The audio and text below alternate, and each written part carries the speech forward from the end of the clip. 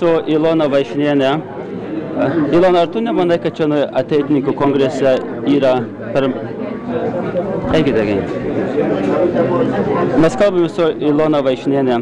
Ilona, ar tu nemanai, kad čia ateitininkų kongrese trūksta moteriškos rankos ir moteriškų dalyvavimų programoje?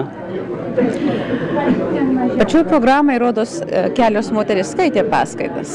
Tai palaukit, jeigu pagalvojus, kiek ten paskaitų buvo ir kiek moterių skaitė, tai reikėtų suskaičiuoti, kiek tų paskaitų buvo. Nežinau, žodžiu, porą moterų dalyvavo. Žinoma, kad visą laiką beveik už stalo tenais daugiausiai matosi vyrų. Ir dabar, nežinau, turbūt tas priklauso nuo to, ar moteris nori ar nenori įsijungti tą pačią. O kaip moteris galėtų dalyvauti ateitininkų kongrese ir bendrai ateitininkijoje, apart būti globėjoms, vaikučiams? Nematau, kad...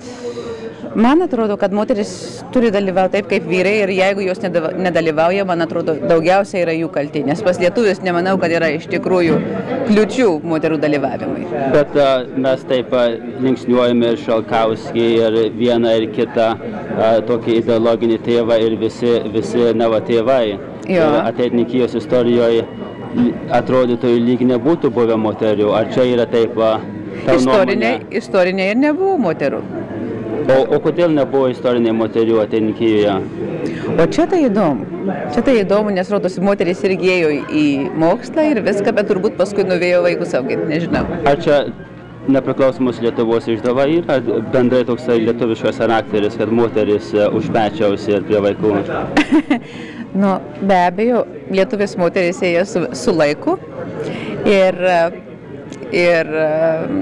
tradiciniai, Europoje tradiciniai moteris neėjo į tas viršaujančias pozicijas. O tarp kitko, man labai patiko, paprastai yra vyrauti, sako vyrauti, vyriškai elgtis turbūt, o dabar mes turėtumėm tą žodį gal pakeisti į viršauti.